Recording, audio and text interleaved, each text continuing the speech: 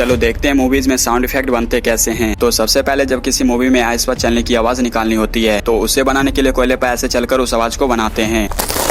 Using lump charcoal for snow. It's got like all. Next, kung फू पांडा movie में जो पंच मारने की आवाज थी उसे असल में गुब्बारे की मदद से बनाया गया था। नेक्स्ट, मूवीज में जब कोई कार के ड्रिफ्ट की आवाज बनानी होती है तो उसे बनाने के लिए आप बास्केटबॉल का यूज करते हैं।